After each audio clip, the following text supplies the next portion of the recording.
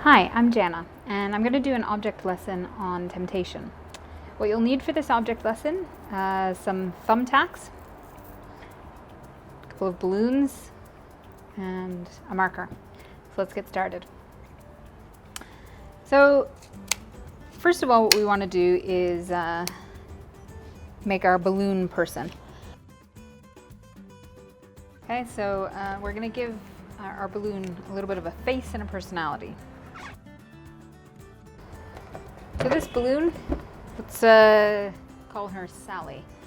So Sally, she's just like me and you, going about her life, and maybe she sees something golden and shiny, something tempting, something that she knows might not be exactly the best for her, this little thumbtack. It's kind of pointy and dangerous, but maybe she's still tempted to kind of give it a try.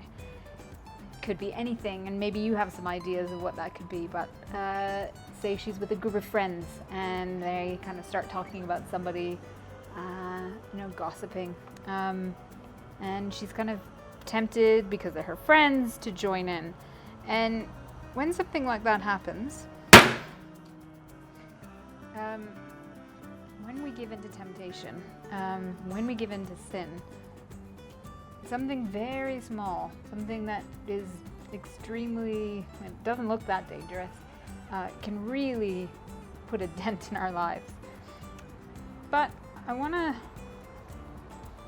continue because Sally's been given some grace. She's been forgiven, so we're gonna let her try again.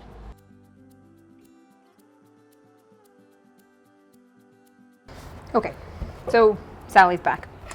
Now, I think what's just as dangerous, or even more dangerous, is putting ourselves in the situation again and again and again, where we get tempted.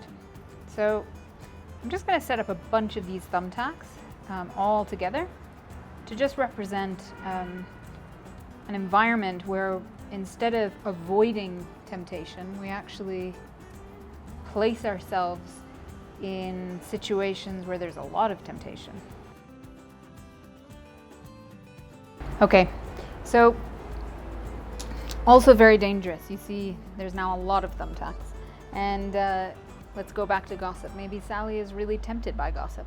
And maybe that's something that she kind of still hangs out with her friends every day, over and over and over again.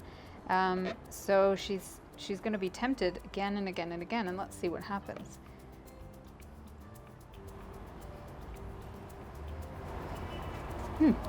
Nothing.